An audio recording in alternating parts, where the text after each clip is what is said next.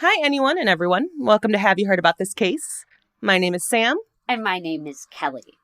I'm bringing a case to the table today that has been cold for 40 years, but I think it gives us a window into the danger of an oft overlooked crime of stalking.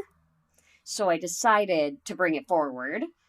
But as usual, we like to chat with you guys first about other topics too. So, Sam, what's our question today? My question is, what is a TV show that you can always rewatch? Oh, my goodness. My answer is fast. It is Schitt's Creek, y'all. Oh, you do love Schitt's Creek. I preciously love Schitt's Creek. You guys, if you haven't jumped on the train, you should. There's a reason they swept the Emmys. It's phenomenal storytelling, obviously, with Eugene Levy involved, but most of it is to the credit of his son Dan Levy, and it is so rewatchable and so just like cathartic for the soul to me. It is so lovely. Every time I'm like, wow, stuff's really going tits up, I turn on Schitt's Creek. See, I watched the first, 3, 4 episodes, and it wasn't great to me, but I do think I've been told that the first season is not as good as the rest. Which is sometimes the case. Like, Parks and Rec for me was that way, which I loved. I love that show. However, the first season, not their best. I've never watched Parks and Rec either. It's good, girl. It's cute. However, now a lot of the people who guest starred in certain episodes have been accused of being dirty, dirty perverts. So, yeah. So it makes it a little harder to rewatch. Yeah, I've never watched that one, but my show is always Psych. Oh. I loved Psych back in the day. And that's one of those where I turn on any episode and I enjoy it. Yeah, I never really was into it, but I knew the concept of the show and I thought it was really smart idea. It's one of those that's like a good combination of like pure comedy and like a bit of a detective story. I definitely recommend it. I guess speaking of detective stories, we should tuck in here and talk. I'm ready. Today we're going to talk about a young woman named Dorothy Jane Scott. I'm going to start this episode by sharing a trigger warning for our lovely listeners. The crime that we are talking about today covers the sensitive topic of stalking. Stalking is so common a crime that, according to the Stalking Prevention Awareness and Research Center, or SPARC, as I will be shortening it to, 13.5 million people are stalked in just a 1-year period in the United States. Insanity. Holy cow. Insanity. I can't believe that. So if you have had to deal with this horror, and I don't want to further expose you to it, so I do suggest listening with your discretion. I'll mention resources that are available as well, and we will link them in the show notes. So please know that if you're going through this, there is recourse. There are things you can do to equip yourself against those harming you, and we want to help. And part of that is involving telling the story of Dorothy Jane Scott.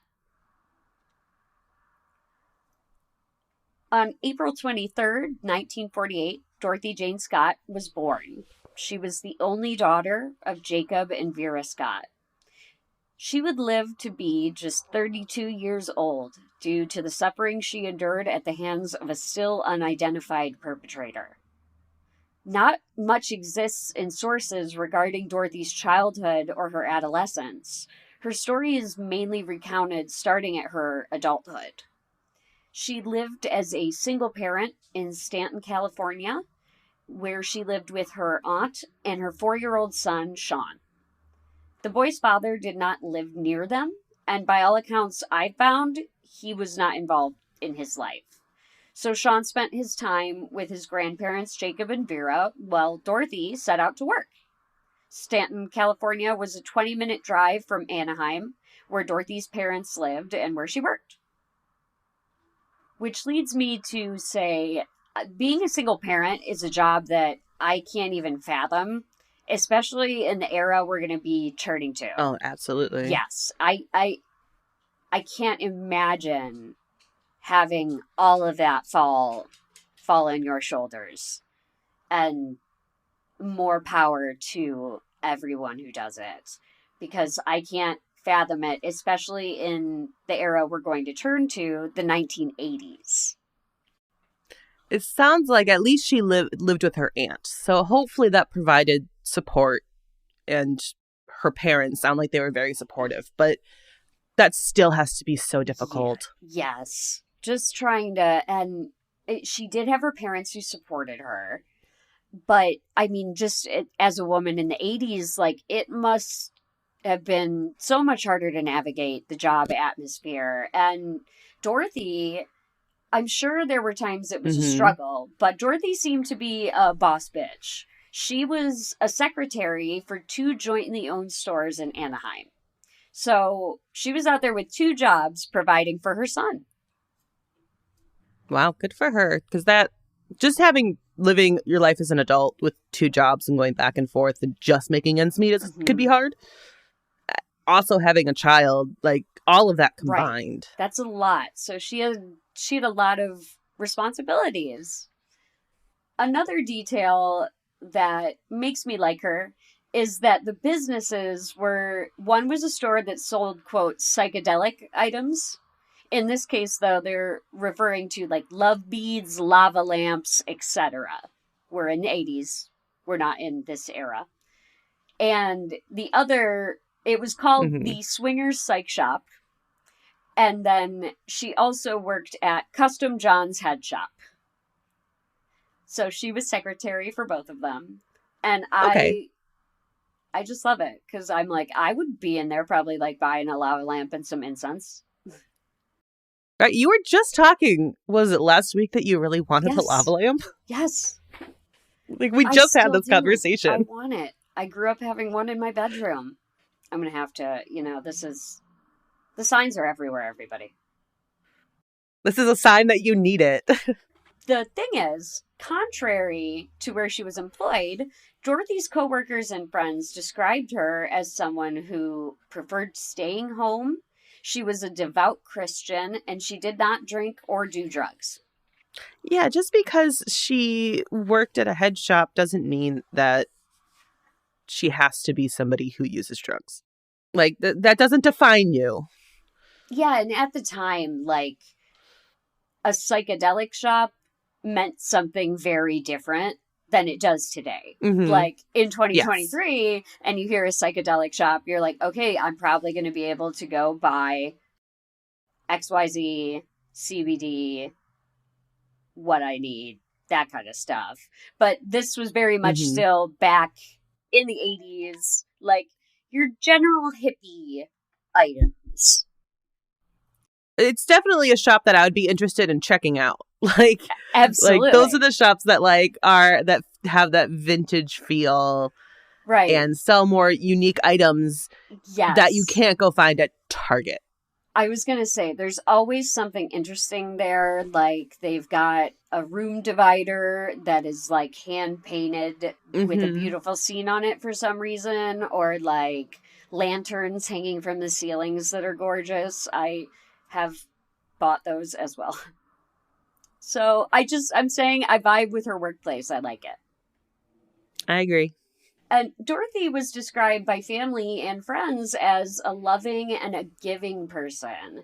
They shared that she loved her family, God, and her friends, which makes my heart hurt, not only for Dorothy's family and friends, but also for the community for her loss, particularly the congregation at her church, who I'm sure knew her as well.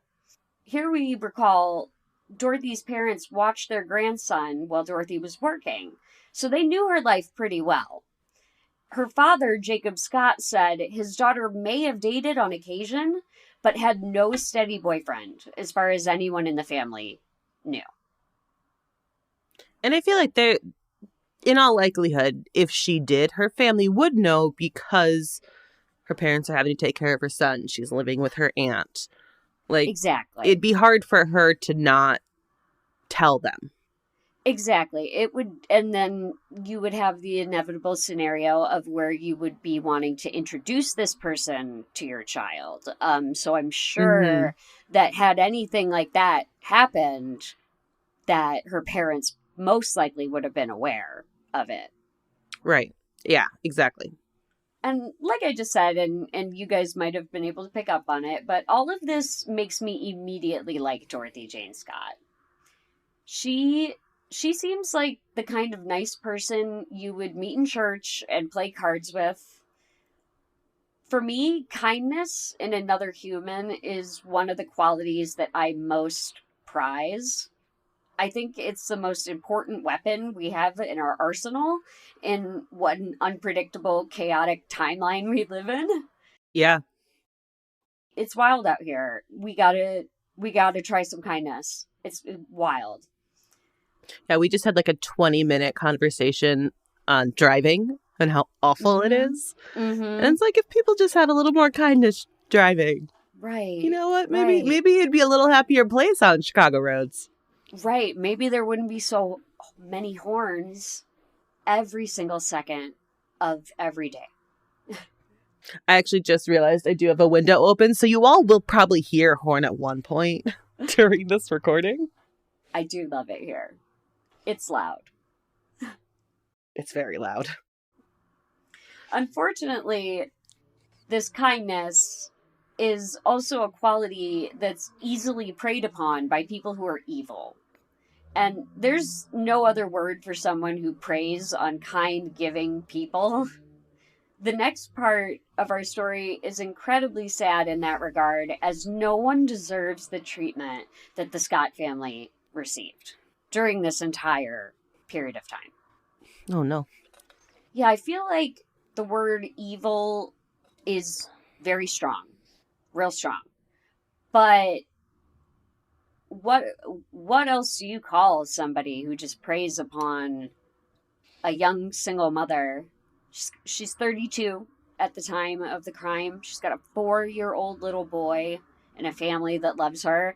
Like, evil, evil Yeah. at work, evil at work. And here is where it begins. In early 1980, strange phone calls began at Dorothy's work. And she said they were from a male whose voice she could almost place but did not know. That'd be an awful feeling. Yes. This caller continued his harassment of her, alternately professing love for her and his intent to kill her. Oh my goodness.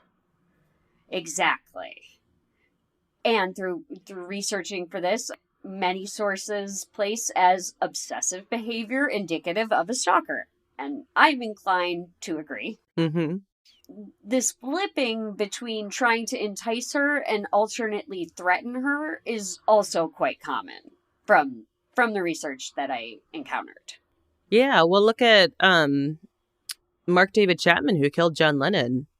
Mm-hmm. That was exactly what it was for him. It was a love and obsession Mm-hmm. that transformed into a hatred and just Mm-hmm. would go back and forth and until unfortunately he got to the point where he killed him.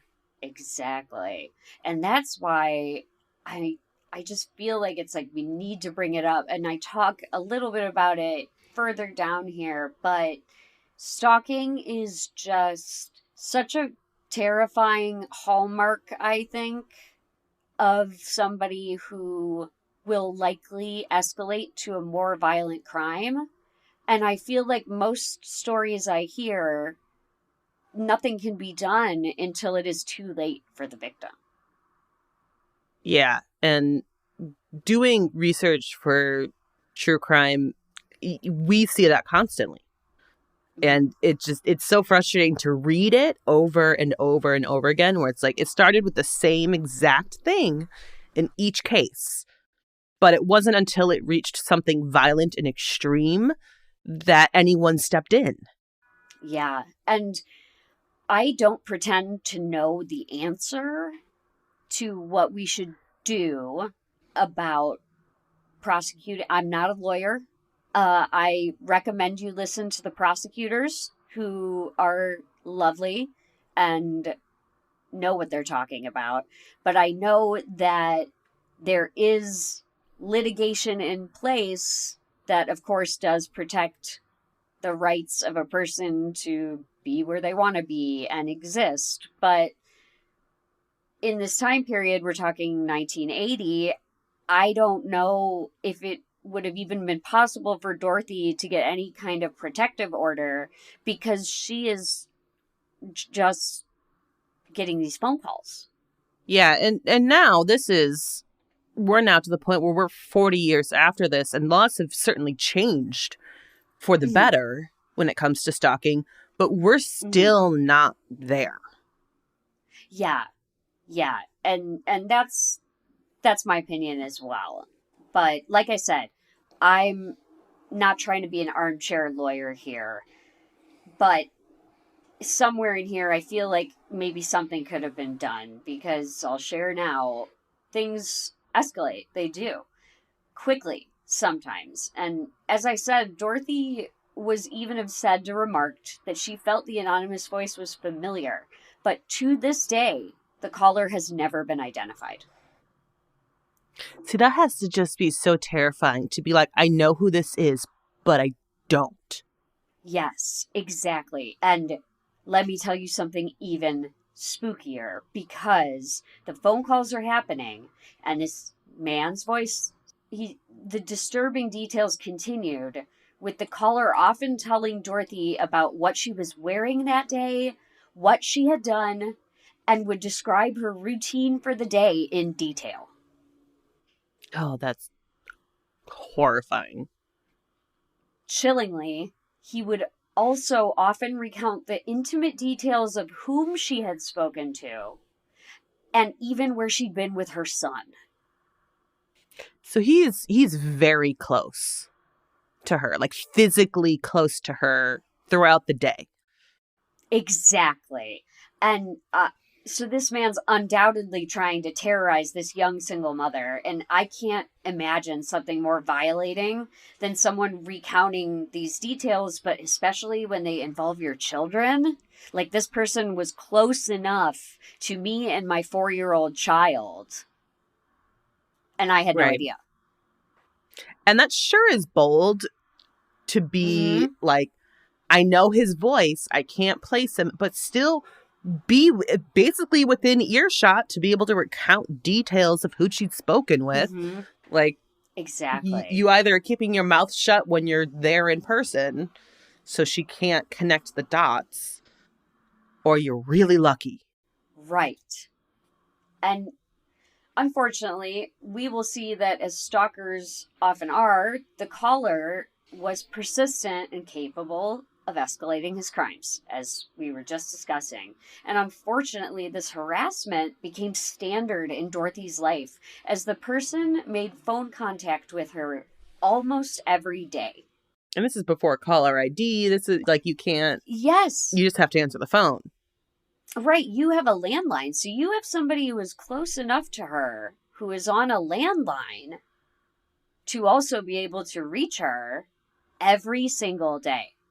I'm sure he knows when she's home and when she's available to answer the phone. The police even took the step of installing an early voice recorder on the Scott home. So they were trying to tap these calls so they could find out the identity. However, the caller was never on the line long enough for the early voice recorder to place him. Unfortunately. Because they needed like minutes of time, right? Exactly.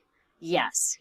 They would need it to be longer, and we'll see that whoever did this was very smart and likely knew exactly how much time he could be on that line before he would be tracked. Interesting. Another dangerous phone call came. This man continually warned Dorothy that he was, quote, watching her at all times. Scott's mother, Vera, was privy to one of the phone calls and recounted, quote, one day he called and said to go outside because he had something for her.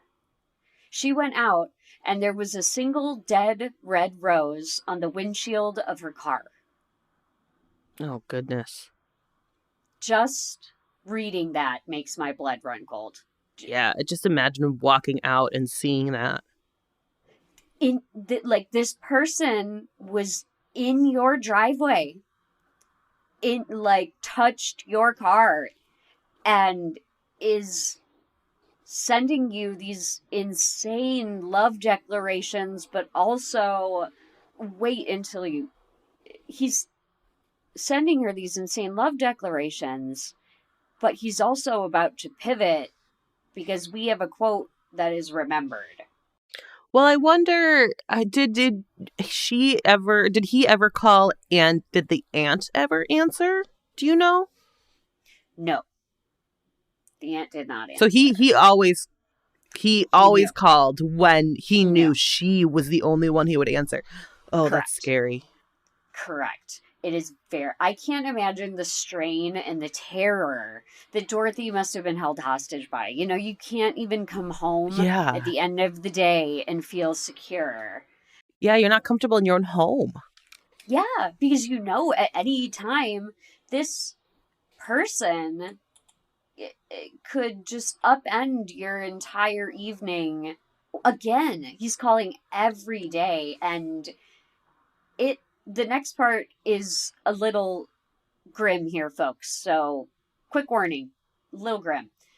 The stalking and the harassment eventually became so bad that her mother shared one call that had particularly horrified her daughter. As reported by the Orlando Sentinel in 1984, her stalker stated, quote, "Okay, now you are going to come my way, and when I get you alone, I will cut you up into bits so no one will ever find you." Oh, God. And she's just getting that sort of stuff every day. Yes.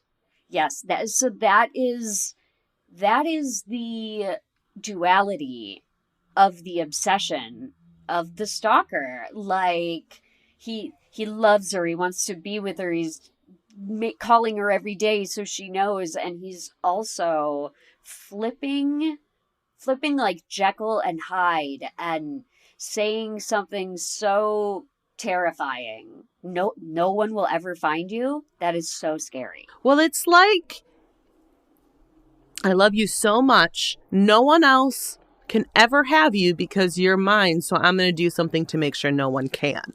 Like, it is this flip that is still part of this full obsession. That's terrifying. And it's still occurring to this day. Oh, absolutely. I can't imagine the fear people have to be under, especially in the atmosphere that we are now, where we're so much more accessible via social media.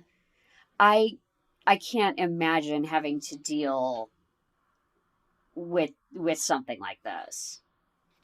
The only thing that I hope with any of that is hopefully it's easier to trace because of that. But I know there's so many ways of getting around that sort of stuff. But yeah, I hope that when it is happening now, it can be stopped due to basically a paper trail. Right. And another reason that I chose to do this case is just because the same emotions that Dorothy is likely feeling, this terror in her own home, probably intense fear even out of her home, knowing she's being followed, is still so prevalent and insidious in our society to every woman today. Any woman who's ever walked down the street in the dark has felt this way. And like, in reality, it's not just women. It's just often like women feel it most consistently, I think.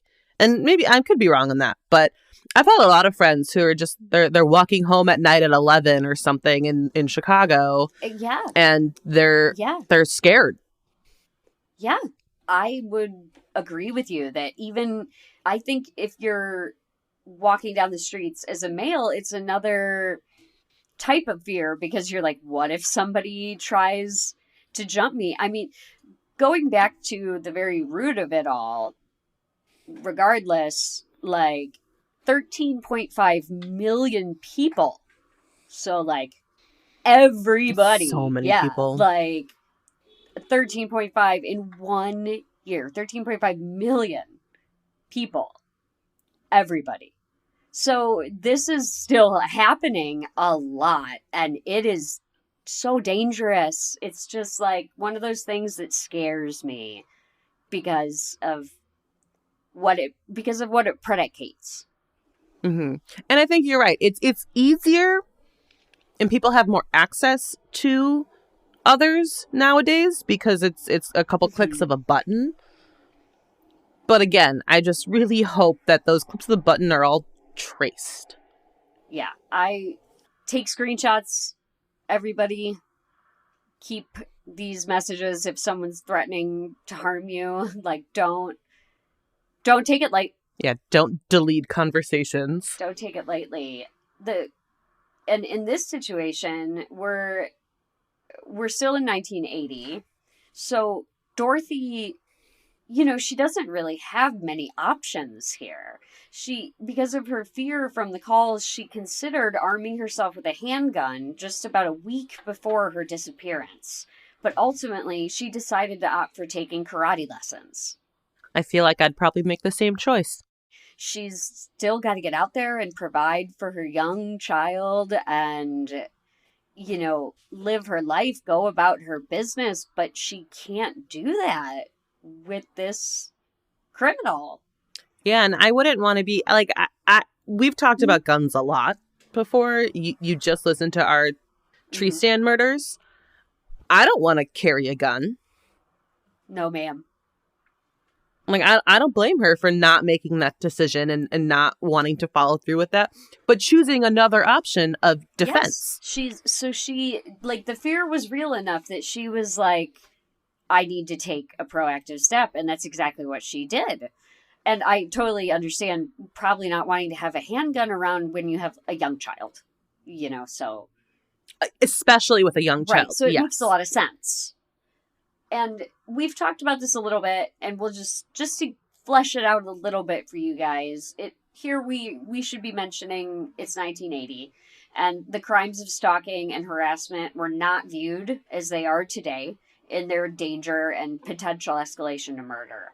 Often, even today, stalking is not taken as seriously as it should be, as we have discussed here.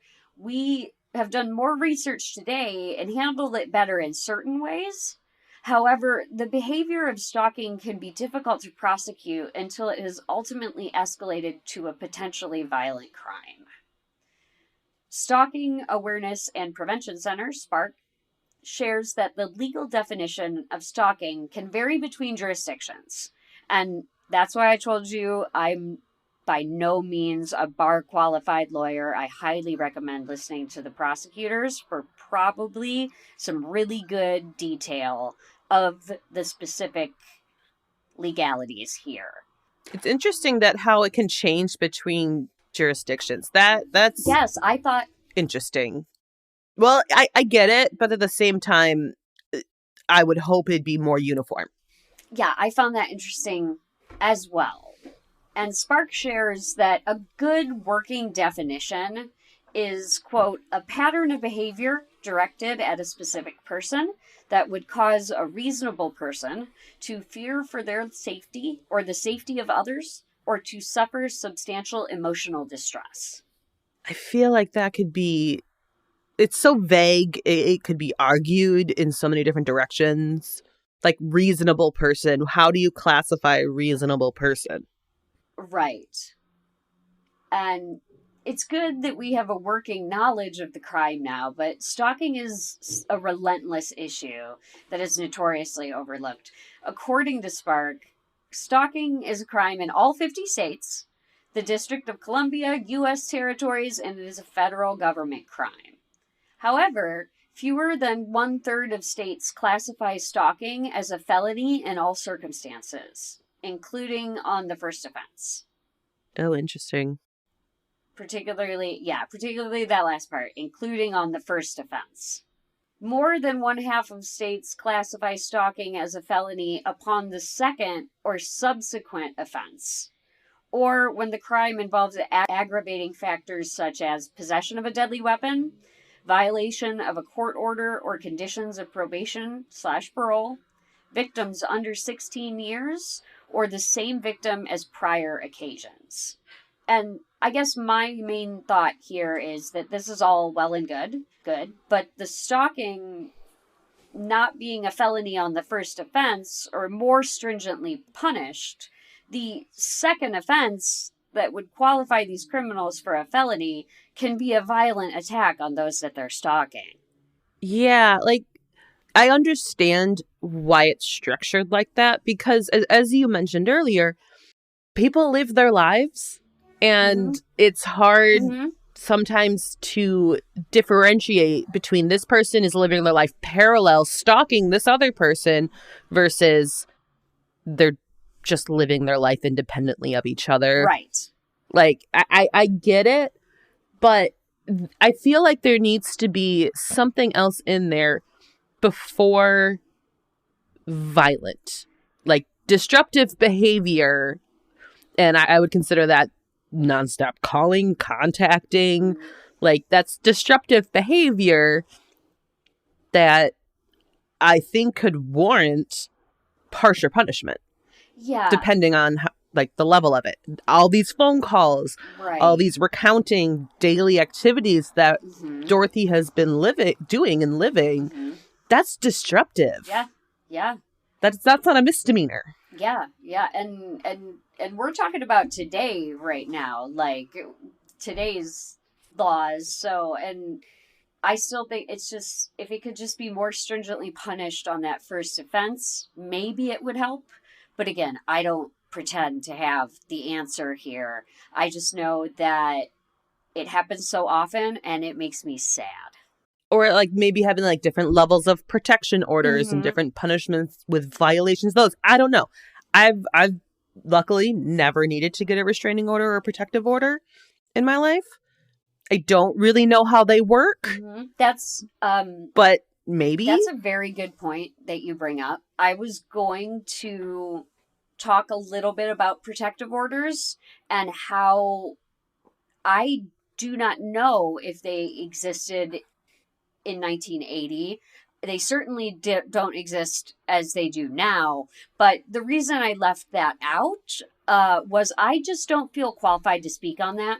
I feel like a lawyer, someone with a more lawyerly background should address, the intricacies of a protective order, especially historically.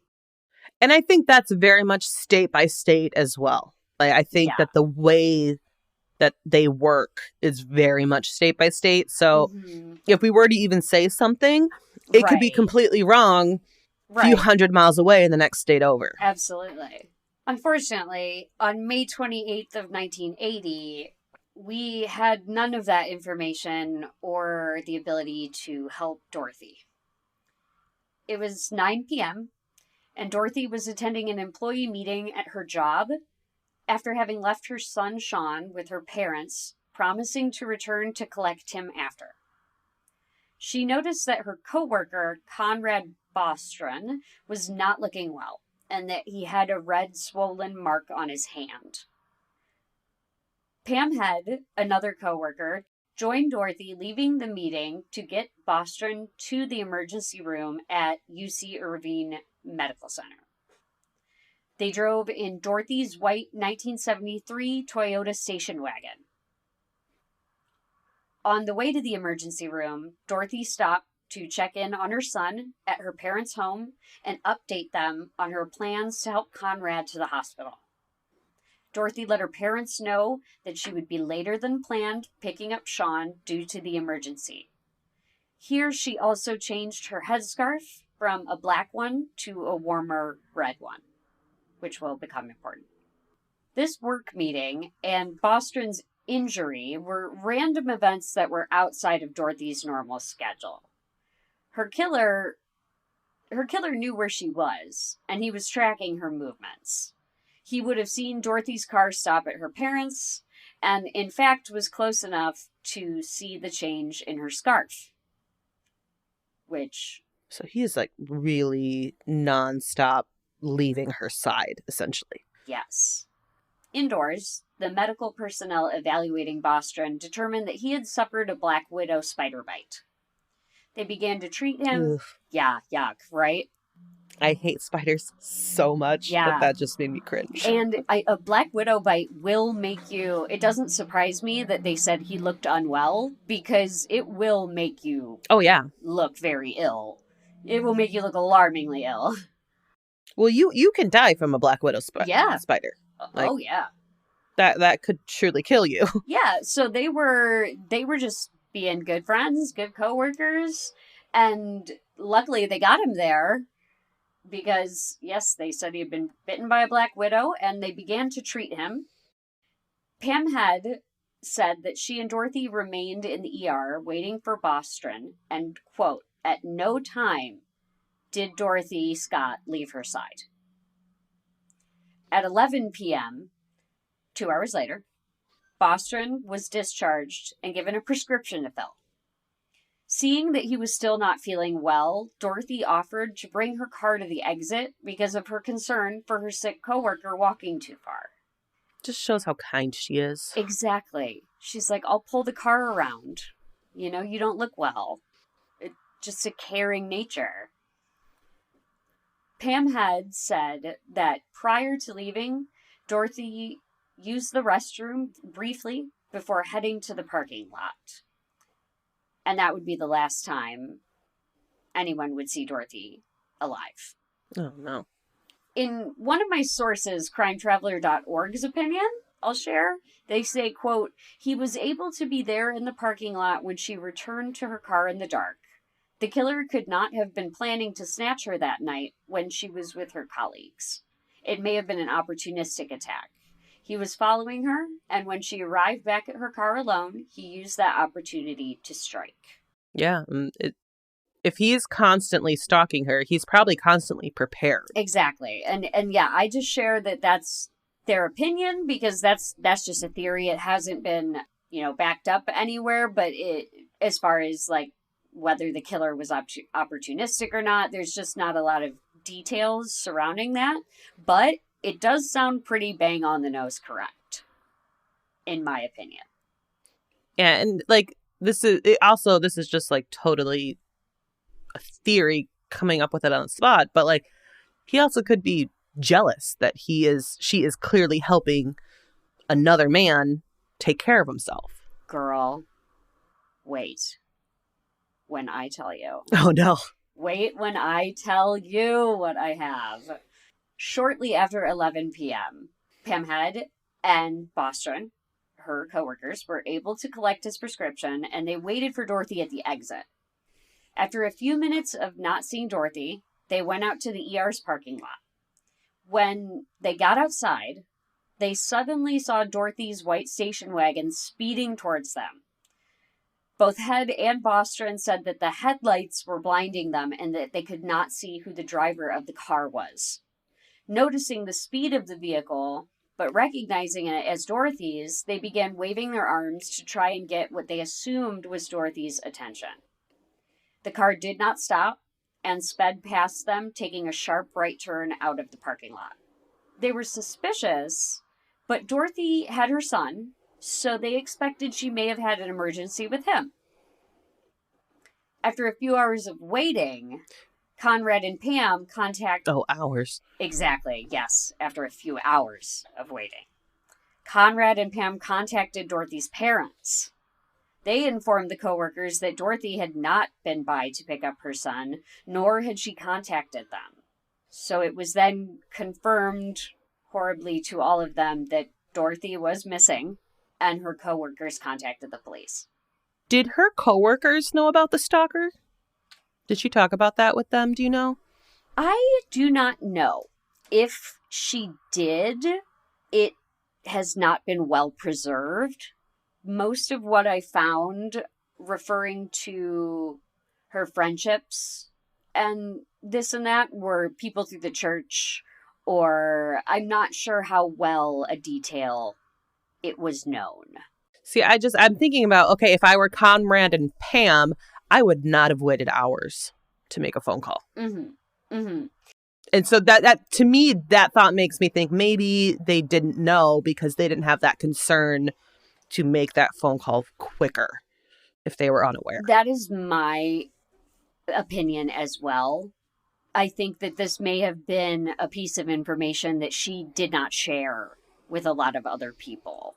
And therefore, them just not knowing that this speeding car racing out of the parking lot could be something as dangerous as it was, because maybe it was just a detail that she did not share. That just makes me feel like that's what it is. Just because hours is a long time to wait if you think that if you know somebody has a verbally aggressive stalker who is threatening violence. Exactly. Like I have to believe, and it seems like there was a caring atmosphere at this job. You know, she recognized her coworker was ill. She drove him to the hospital. I think if they had known that somebody out there was so dangerous to her and this happened, they likely would have called police much sooner, or at least her parents. Yeah, that's my gut feeling, but it's interesting. Yeah. But it's not well preserved. But as we talked about before, stalking is often not taken notice of until a violent crime of escalation occurs. According to Medium, quote, when Dorothy was first reported missing, the police were not very concerned. Being a 32-year-old woman, Dorothy was allowed to go missing, and the police assumed she'd turn up sooner or later. I hate that. Yes. So much. So do I. And I get it to an extent. But at the same time, if you have people who are reporting you missing because it's out of your character to be gone, usually there's something behind that. I do not know if these officers who were working the case had spoken to Dorothy's parents, but that would then lead me to believe that they would be given the knowledge that she had a potentially violent stalker. Yeah, and that makes me think more so that her friends didn't know. Yeah, so that would obviously, hopefully, give this case a little more precedence in their mind. Like, okay, well, she's allowed to be missing, but she is missing with a very dangerous presence that has been in her life for a significant time. And I'm assuming because of all this, he never called work. He only ever called home. Oh, he calls a lot of places. Oh, okay. Originally, the calls started at her work, and then it led to their home. And then we will see here shortly, it has also led to other locations. Because again, it's 1980, no caller ID. Interesting. Right. That just I'm still thinking about the whole like coworkers not knowing. Like he must have made sure whenever he was calling, she would be the one to answer the phone, just like we mentioned before with her aunt not answering the phone during his calls or anything. And I would imagine that might be easy given that she was the secretary of a small shop. That's true. So she likely would have been the one to answer the phone most commonly. And maybe if he called and a man answered, he would just hang up the phone. I'm not sure. Or like pretend something else, like asking about a product or something or whatever. I really need a lava lamp. That's a good point. Assuming she'll turn up, but that is all going to change the next morning at 4:30 a.m. on May 29th.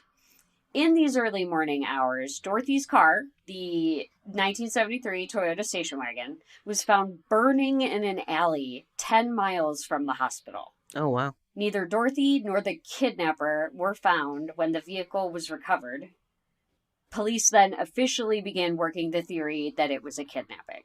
Like, that's terrifying, but at least it happened so fast so that they can actually focus on finding her and not blowing it off. Yeah, and the detail that is disturbing to me is the burning out of the car. That is scary to me. That is saying there is something that was in this car that was absolutely vital to be incinerated. Yeah, it's sending a message very clearly. Yes. And if that weren't enough, About a week after Dorothy's disappearance, again, as if the pain of a missing child isn't enough, Dorothy's parents then received a phone call from an unidentified man who first asked Vera, "Are you related to Dorothy Scott?" That it's probably like hopeful to begin with.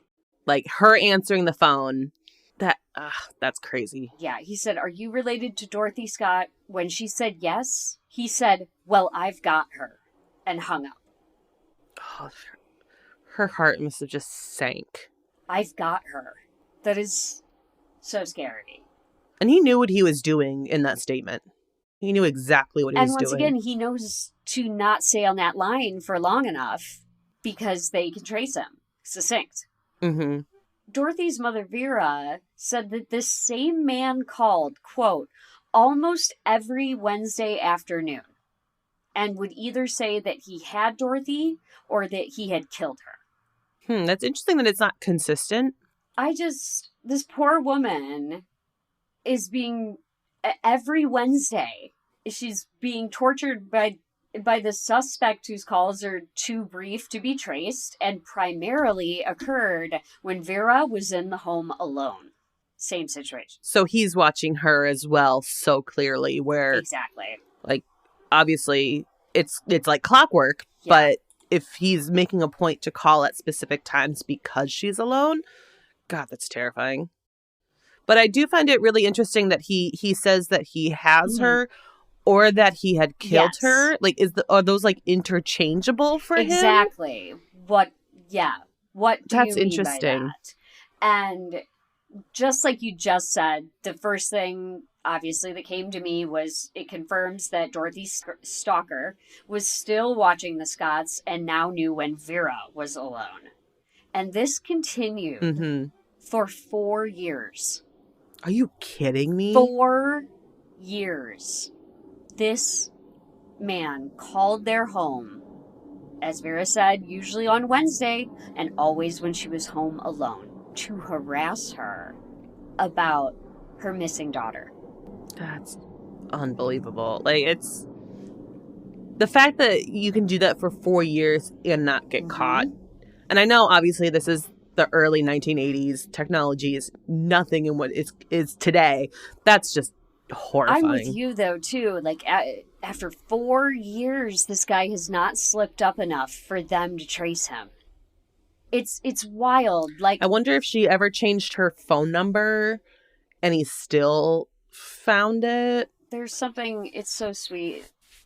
I was going to leave it for the end, but it's a very sweet thing. The Scotts never changed their phone number because they always held out hope that the caller would let them speak to Dorothy. Oh, I thought you were going to say that Dorothy would end up calling and like escaping or something, no. But that's even more heartbreaking. Yeah, when I read that, my heart just broke in two for these parents, their only child, and even though they were being relentlessly pursued by this horrible person, they knew that maybe they could get a link to their daughter, so they wouldn't change it. Yeah, I've heard of in more modern times, I've heard of parents who will leave like their kid's cell phone plan connected because maybe they'll use their cell phone to call home. Right. Or if the parents have the cell phone, the kid knows their own number by heart. They don't know anyone else's number because now it's all programmed that they keep that cell phone on and charged because maybe a phone call will come through one day. And it's just so sad. It is. It's so awful to think that somebody did that to them. Somebody walking this planet who, I'll remind everybody, this case has been cold for 40 years. It is unsolved. Somebody walking around in the world did that to this poor family. Yeah, obviously there's the potential that they have died since then, but there's a very good possibility they are alive. 40 years was not that long ago. No. And I think we can all just hope that they got caught for some other crime and are in prison for the rest of their lives. So in an interesting detail, we've been talking a lot about how it was always when Vera was home alone. Well, like I said, this is happening from 1980 all the way until April 1984. The unidentified man again called Dorothy's parents, likely hoping to stoke Dorothy's mother's fear. But this time, when he called in the evening, Dorothy's father, Jacob Scott, answered the phone. Oh. Once this incident occurred, the calls did not come for another 4 months. Some theorize that the suspect was worried Jacob would recognize his voice on the line. Yeah, that was my first thought. Because if Dorothy recognized the voice... She said it felt familiar, but she couldn't place it. And you know what? It's, again, a very horrifying thought. But do you know how many cases kind of start off with, like, a friend or family member of a relative? Yeah. That then turn into something like this? Exactly. So I think it's quite significant that for 4 whole months, this guy went quiet after having called weekly. And that sounds like a big slip up. Exactly. So like, if he's watching the house, making sure that she's alone. Yeah. And then calls a couple hours later than normal and just wasn't paying attention or wasn't across the street or wherever at the time. Because there's no cell phones. He's calling from a landline. That's how close he is. That's another thing that blows me away about this case is just how close this person was able to get without being detected. It's so disturbing, and it's extreme stalker behavior that still happens. It also makes me very interested that, like, is there the potential, and maybe you'll talk about this, so just cut me off if you are, but he knows the tracing and that it takes a certain amount of time. Could it be law enforcement? I don't know. It's a very good question because he's good at covering his tracks. Yes, very good.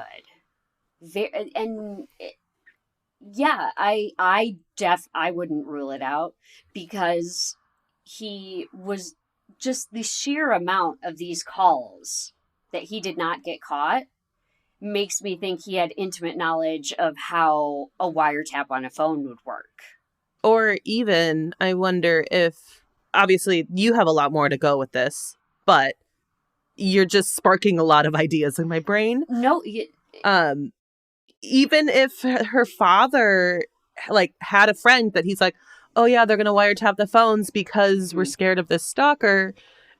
And then, like, if this were you or me, and you're like, oh, the police are going to do this on my phone, I would be curious of like, the process, because I've never been part of anything like that before. And I hope to never be. And I feel like you do the same thing with me, vice versa, where it's like, okay, they're going to do this. Right. How are they going to do that? How does it work? Like, that could even just be a friendly conversation with somebody that you trust. Right, exactly. Like, well, what happens when I call you now? Like, should I do this, that, or the other thing? Exactly. Are you going to let it ring and then I should call back? So it could have been very friendly. And that is why I think there is some real potential to this theory that this suspect was worried Jacob knew him. I agree. Knew that voice. I very much agree with that idea. And we don't know. But exactly. The pieces fit in some way. We're still missing a whole lot. Yeah. But the ones that we have are fitting. Yeah, we're missing a whole lot. But it does seem like it is plausible that Jacob Scott knew the person, not knew anything else. Dorothy's parents actually had been very careful not to leak any information to the press in fear that it would compromise the case. However, Jacob was unable to hold back eventually.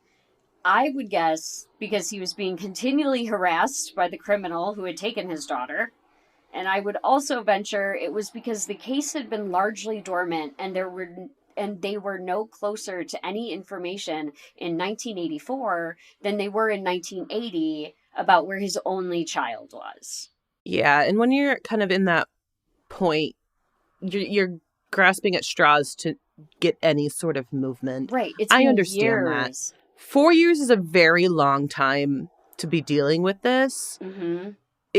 They're dealing with it a whole lot longer than 4 years because they were dealing with it before her kidnapping. Exactly. For months prior to her kidnapping, she was being contacted. Mm-hmm. And so Jacob, he I understand. He contacted the local paper, the Orange County Register, to tell them about Dorothy's case.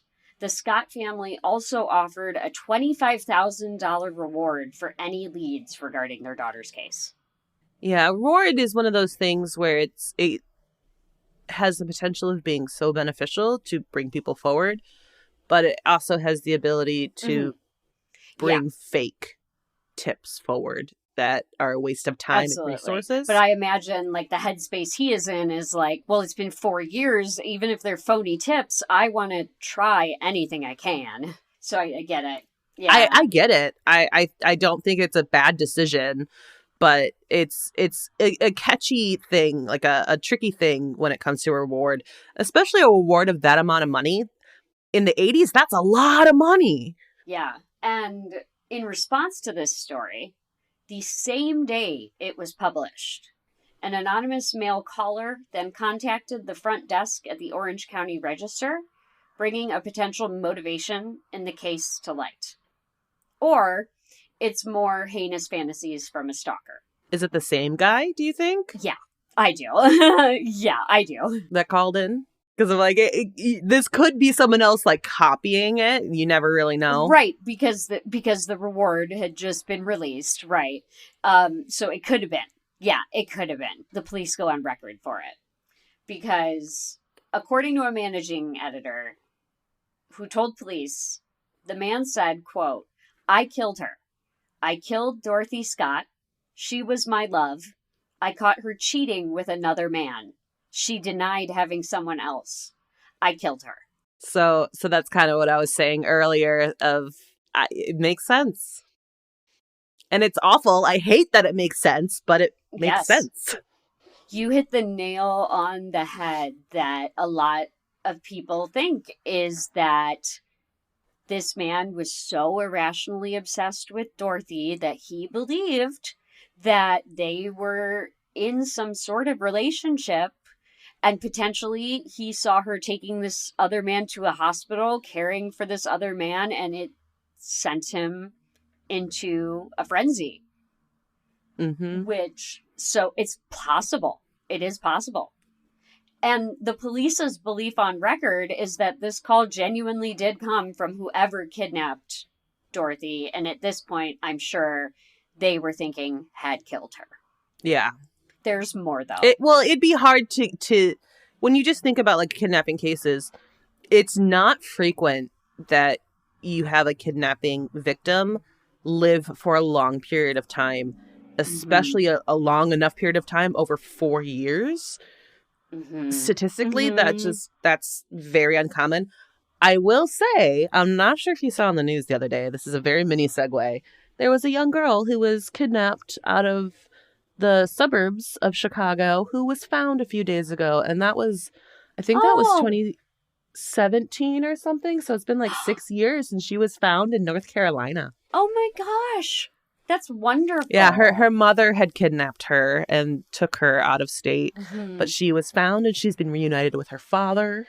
Oh, well, that's so good. Like, because you so just a little segue of a little bit of happiness. No, but you're right, because it doesn't often happen. It just doesn't.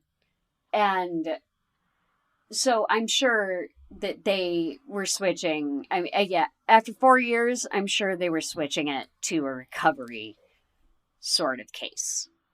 Oh, absolutely. Yeah. But there's more from this phone call. Oh, boy. The editor, who talked to the police, further stated that the caller knew about Conrad Bostron suffering a spider bite on the night of May 28th, and that Scott had been wearing a red scarf after changing from a black one, which she wore to her employee meeting. See, I was wondering when that would come in, because you made a point to say that he saw the scarf changing colors. He saw both of them. Yeah, well, you made a point earlier, like that he had Mhm. seen that it went from black to a red one, and that I was waiting for that to come back some way. Yes, he saw her in the black one at the employee meeting. He saw her when she went to the house, and then he saw her in the red one. So he was on them. And she probably explained to him that it was a spider bite and, like, gave him the truth, and he didn't believe it. So whoever this was literally on their tail, like Mm-hmm. knew every he was also able to describe the complete outfit she wore, not just the headscarf. And none of these details were released in the Register's publication in the June 12th article or by the police.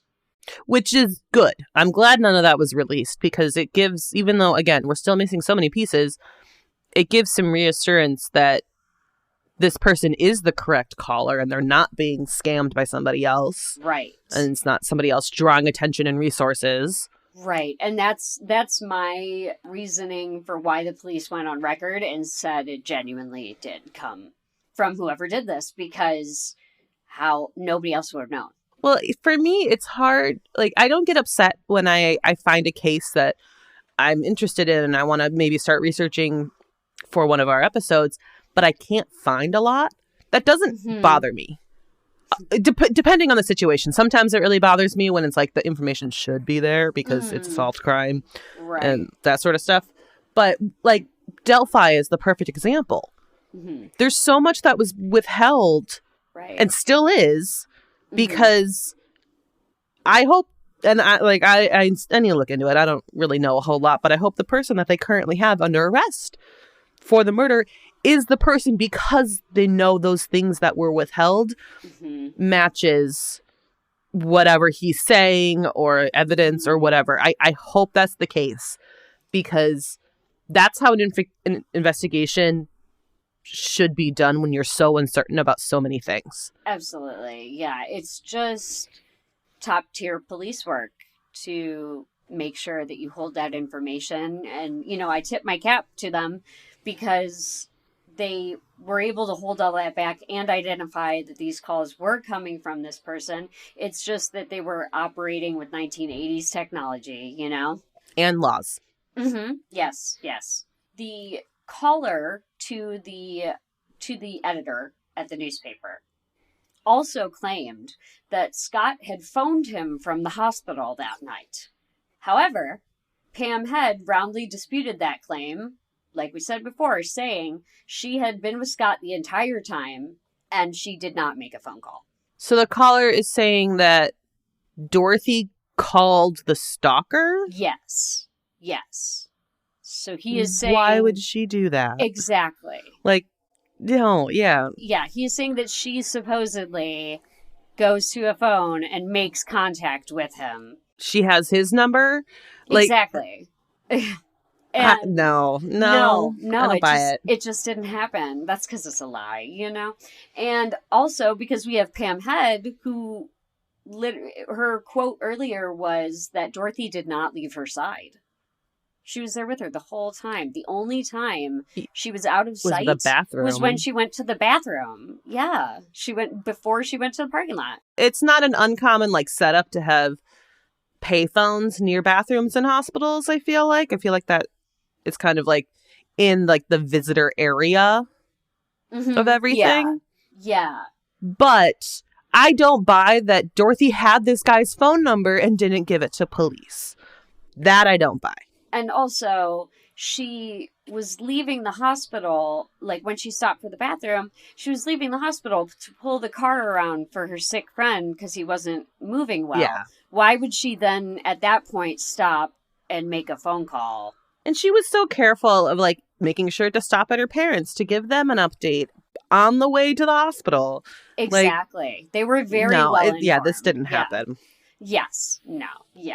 And so, and Pam had said the same thing. She said, I was there, and that did not happen. So less than 2 months later, on August 6, 1984, at 7:15 a.m., half a mile east of Eucalyptus Drive in northeastern Anaheim, construction work was beginning for the day. Mako Construction Company foreman Jesse Loza was readying his crew to excavate for telephone lines. Loza had just joked with his crew to, quote, watch out for dead bodies. Minutes after... I feel like there's a joke you and I would make if we were in that job, which is probably not really appropriate, and I think you're about to tell me that it's not, but you and I would make that joke. But I don't know if this would happen to us, because minutes after he told the joke, he discovered partially charred remains of what appeared to be an adult human skeleton. It's interesting that it's charred, too. Bizarrely, the bones were lying next to the partial skeleton of a dog. That's very sad as well. Strange, but interesting. Right? And to your point of the charring, a full skull, pelvis, arm, and 2 thigh bones were found partially charred, and this helped authorities create a timeline. They believed that the remains had been there as long as 2 years, as a brush fire had swept across the site in 1982. Oh, that's not where I was thinking, but that's very interesting. Right. So that is a long timeline. You're saying she had been out there for as long as 2 years. The remains were scattered over a 25-foot radius, which would point to animal activity having been involved post-mortem. Okay, I was going to say, do you think that's animals or do you think that's dismemberment? No, they pointed toward animal activity for that one because also all the bones were bleached white from the sun. Which makes sense. So they had been sitting out there long enough that scavenging was just starting to happen. Well, I just know that he had threatened dismemberment to her earlier. Correct. So I wasn't sure if he had followed through with that. I suppose at this point, we won't know, but from what I've read, they pointed more toward animal activity. So I would imagine they took a look at like the way the bone had been severed and maybe just determined animal over there. And there's probably like teeth marks. Yeah. There's a lot of ways they can tell that. Yeah. I just found that interesting because that was such a clear threat that he had made. Right. Right. Ash, we need you. Yes, yeah. So he had, but yeah, maybe they ruled it out due to things like you just said, like maybe teeth marks. But the skull was fully complete with all of the teeth, and these teeth had fillings in them. So this left the authorities able to use dental records for identification. It would also reinforce their timeline that the remains had lain undiscovered for some time. Which is another thing that is baffling to me, as multiple articles and sources have said that this area where Dorothy's body was found was only about 30 feet from Santa Ana Canyon Road. Vocal media also reported it was encircled by housing tracts and overlooked the Riverside Highway 91. So that almost feels like it was a chosen place because he knew she wouldn't be found. But why? Right. Like, did he have neighboring property? Or did he know this area so well that he knew no one was going to touch it? Yes, because he somehow was able to determine that she would be able to be laying there undisturbed for more than 2 years. Like, exactly what he hoped for happened. He's been so like sly with everything else. He's gotten under the radar of absolutely everything, including this. But that's so bizarre that it's like there's so many things so incredibly close. Exactly. And I'm sure this turned out exactly how this twisted fart knocker wanted. Like, this worked out perfectly. Oh, 100%. And he's not caught. Exactly. So, yeah, absolutely. Against all reason, he found a perfect drop spot for a young, single mother who was an only child. Like, and for me, the mystery is only deepened by the presence of the dog bones. Yeah, like it was that his dog? One horrifying theory I came across suggested that Dorothy's killer buried the dog there as well to throw off the authorities. My thought is that he loved Dorothy so much he also loved his dog so much, so he put them Yeah, together. that was another thought that they... That was my That first was thought. another thought they were working that's been floating around. The most disturbing one that I saw was this burying the dog there to throw off the authorities, because it speaks to... It doesn't sound out of character. And I think the more frightening idea is that the perpetrator could have been methodical enough to bury the body of the dog there to potentially damage the ability to use cadaver dogs. Like, that is... That level of premeditation. Again, if he knew about cadaver dogs, knowing about... He knew about the wiretap. The tracing. The wiretap. So that is the one that frightens me.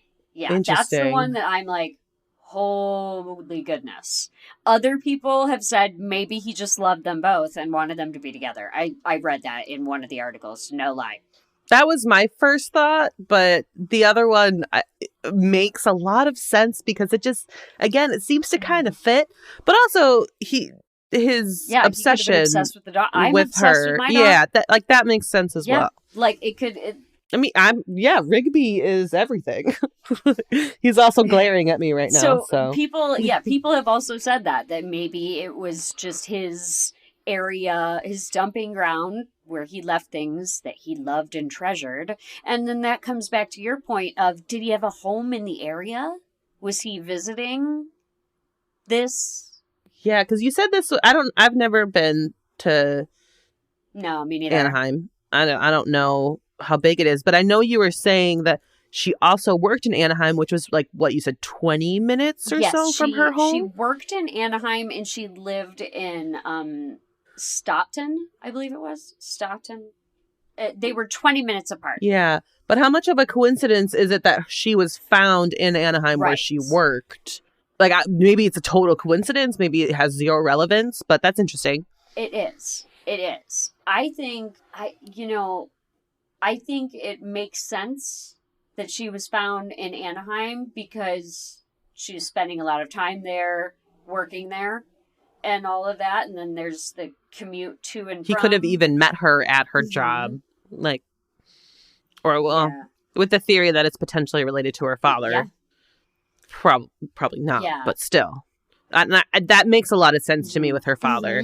Like, I obviously don't feel like he's involved in any way, shape, or form, because it really seems like he loved her. It rings bells for me that this guy was calling every week, and then as soon as he heard Jacob's voice on the phone, he didn't call back for 4 months. It scared him. Whatever, Yeah. And so there's another theory that is bouncing around, a little less believable in my opinion. At the same time, some suggested that it was an occult connection, which strengthened the belief some had against the only potential suspect the police had found, Mike Butler. But occult, that was like getting to satanic panic time. Exactly. Like, this is a little bit before, because that was closer to the late 80s, early 90s. But you're getting pretty close to satanic panic. Yeah, it's a little bit of that, because Mike Butler was known to live in the local hills and held, quote, alternative religious beliefs. It's never further specified what that means, because Butler was never strongly considered by the police. In fact, through the process of the investigation, they eventually ruled him out. So they were really only considering him because of this potential occult connection and alternative religious beliefs? Or was there something else that they were thinking that why he'd be connected? I think the religious beliefs and the local connection, I'm not sure. I didn't do too much research into Mike Butler because it didn't really feel respectful since he had been ruled out. Which is totally fair. It's curious to me if they had like something specific where like he was in this area at this time and he had alternative religious beliefs, or if it really was just the alternative religious beliefs and the police were jumping on something that they didn't know. Hold on, though, because as we've had this conversation throughout the episode, we have said that we think that he might have been known to Jacob. And I am just going to double check that in any of the stuff I tried to leave out to respect him, maybe one of those details was that he knew Jacob. Oh, that's a good point. I'm going to right quick check that out. Because I find like, because there's no confident connection of, okay, yeah, we think that there's a good possibility that this person somehow knows Jacob and the family, but there's nothing else to really go on to define a suspect. Not that I can think of, at least. Okay, so no, nothing doing as far as Jacob. Butler knew Dorothy through his sister, who also worked at the shop. And according to those who knew Dorothy, he was obsessed with her. Okay. Which, it sounds like she had a personality that drew people in. Right. And, like, maybe the definition of obsessed is just on a very different level than her murderer. It would have been telling to me if he had been a friend of Jacob, and that would have been, but yeah, truly, it just seems like they had almost nothing to go on, and we're looking at him just because of potentially his proximity where he lived and his strange religious beliefs. I do not know. It's a good thing that they dropped him as a suspect quickly, because based on those couple of things, there's nothing substantial. Hold on one second. Yeah, the problem with this article that I'm seeing right now on Medium is that it's opinion-based. So a lot of these people, people are saying, like, well, there's the potential that he most likely crossed paths with him and knew that he was Dorothy's father and but all of that is just pure speculation. It's all speculation, so. Yeah, in all likelihood, the quote-unquote obsession that he had with her was probably he wanted to ask her out. Like, it's probably something along that sort of line. A young, at least I hope, woman but who worked with his sister, and yeah, through every source that I read of this, Mike Butler has been essentially ruled out of it. And some people have floated the idea that he might have still been involved and this might have happened, but it's all the articles are all just, well, he might have done this, he might have done that. And I just don't feel comfortable leveling accusations at him when they have legitimately nothing. Yeah, I want answers too, but there's not enough confidence to do that. They have nothing concrete on Mike Butler, except that he was a little different religiously, which at the time was probably scary for people because, it was more of a uniform religious neighborhood. I'm not sure. Mm-hmm. Well, and if Dorothy was devout, then that just creates differences there, and they're probably comparing a lot to her because she's the victim. So yeah, he was never really strongly considered. That's why I mentioned his theory last, because it's considered essentially to be a ruled out one. Yeah, but it is also showing that the police are trying to look into anything. They were. Which is what we need them to be doing in any case.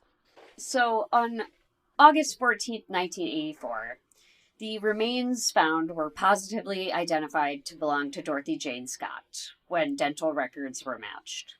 Due to the exposure of the remains, I'm guessing, an autopsy could not determine Dorothy's cause of death. In some small measure of comfort, Dorothy's family could finally bring her home into the congregation that she loved. On August 22nd, 1984, a memorial service was held and Dorothy was laid to rest. However, her family's nightmare would continue. Oh, no. I before we move on, I do want to say that they might not be able to tell her cause of death because it could also be something like strangulation. Yeah. That doesn't break a bone. It is common to break a hyoid bone during strangulation, but it doesn't always happen. It could have been Right. suffocation, a pillow or something like that. So there's a lot of ways that she unfortunately could have died that wouldn't show anything in Right, skeletal exactly. remains. And again, it just worked out exactly the way this guy, I'm sure, wanted it to. Because they had the least amount of stuff they could work with that they could get, essentially. Did they find like clothing fragments or anything? A turquoise ring and a watch were also found.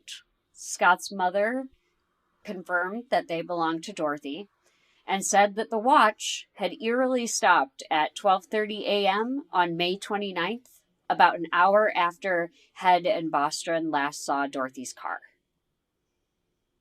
Oh, that's terrifying.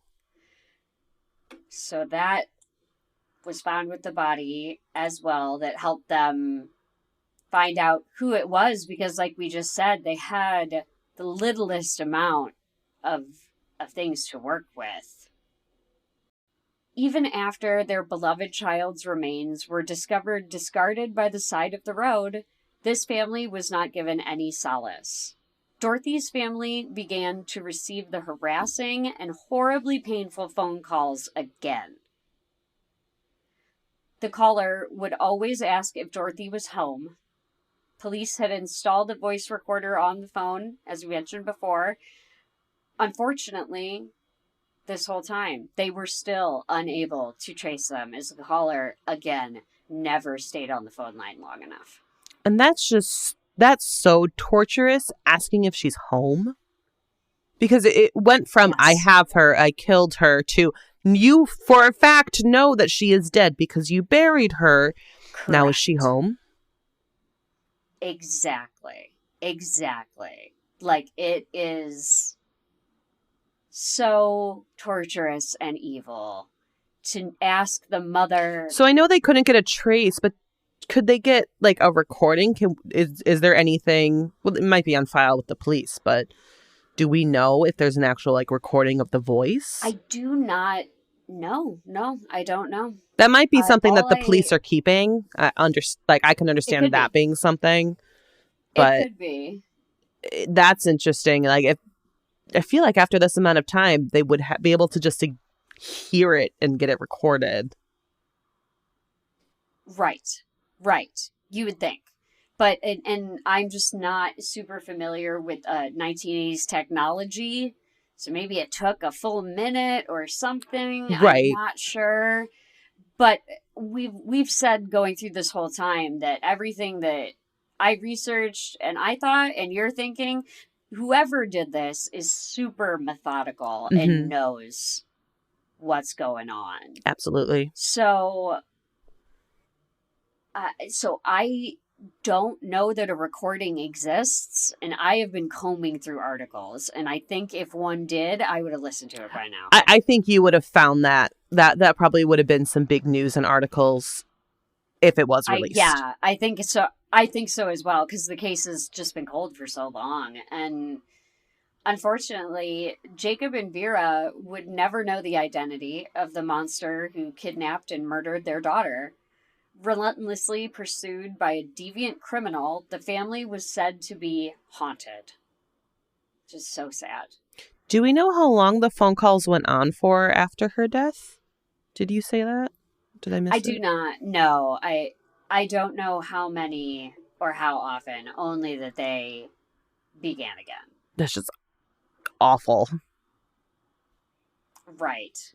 Because it's 1984, so it's 4 years after this, 4 years plus, because he was harassing her prior to kidnapping her, and then going all the way to when her remains were found, and I don't know. I couldn't find in the articles I read what time, if at any, they decreased in frequency or stopped.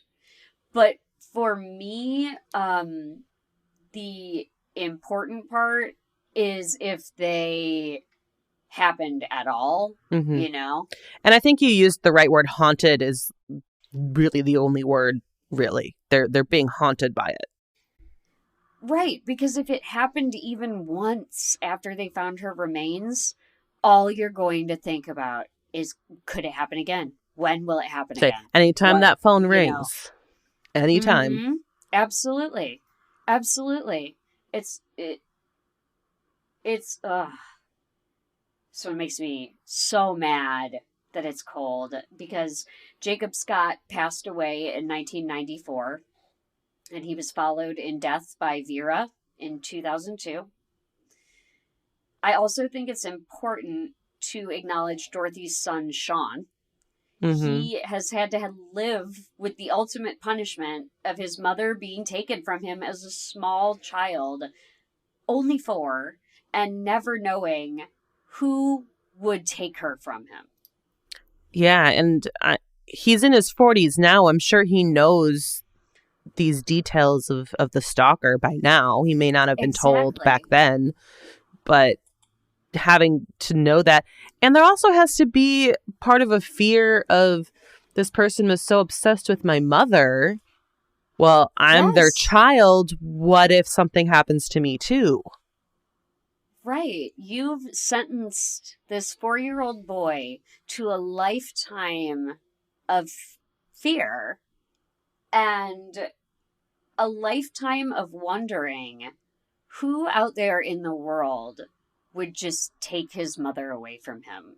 Yeah. One night. And just like that's what just blows my mind about this one, that I'm just like, this person lived and walked free. The monster who perpetrated this crime was never brought to justice. The case is also quite old and it's grown cold. It bears mentioning, though, that if you're in the Anaheim area and see anything weird or you hear anything weird, especially like an old story somebody tells you from back in the day that sounds really weird and suspicious, call the local police department and leave a tip. We never know what might help bring closure to this innocent family. Yeah, that's one of those things where you could have someone tell you a story that to them seems very romantic, but kind of rubs you the wrong way. Mm-hmm. Like, that's how I feel like weird. This guy could be caught, where like he's remembering this as if it was a full-on relationship and completely acceptable. But when he says it out loud, some other people can be like, okay, that's not a good relationship. That was weird. Did that happen? Right. If it feels weird, it could most certainly be weird. Especially if it's a story coming from this time period before, if it sounds weird, there's a chance it could be weird. So tell somebody that something weird is going on. And at this point, like, nothing hurts to report.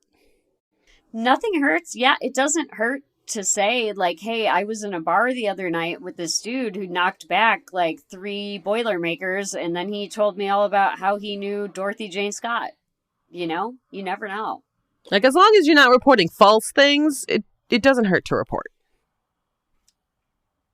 Yeah. And I'm just going to close with, if you or anyone you know is being harassed or stalked by anyone, there are resources for help. You can start taking action to protect yourself, like Dorothy, by using self-defense methods. But often that's not enough, depending on the caliber of criminal that you're dealing with. If you or anyone you know feels unsafe and unable to protect yourself, again, there is help. The Stalking Prevention Awareness and Resource Center offers victim resources, training to help communities to deal with stalkers, and the ability to connect with professionals for help. You're also encouraged to call the National Domestic Violence Hotline at 1-800-799-SAFE, which is 7233. They also offer an online chat option at thehotline.org.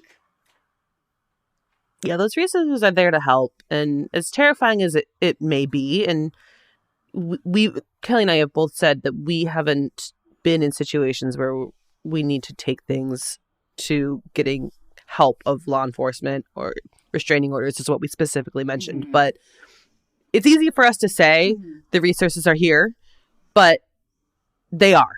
And we are always going to do our best to provide them because we know it's not easy to make that phone call. Right.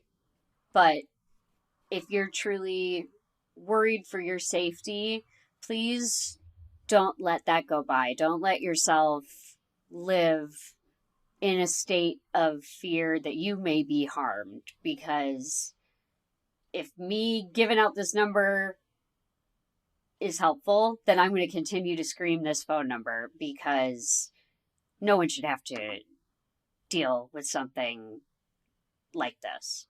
Absolutely. No one. Well, thank you for bringing this one forward. This was a crazy one. I think I've heard this before, but years ago, because a couple details were familiar, but it's just I still have so many questions. Bonkers. I know. There's so many. Well, hopefully one day we will see this case actually come to a close. And if we do, we'll update you. Yes, hopefully. Absolutely. I would love to someday. Yes, someday, absolutely. But thank you all for listening to Have You Heard About This Case? If you liked this episode, we would love to have you leave a review for us on Apple Podcasts. You can also find us on Instagram at Have You Heard About This Case Pod. You can now find us on TikTok at HYHATC. Or you can email us at haveyouheardaboutThisCase@gmail.com. Thank you, and we'll talk to you later. Bye.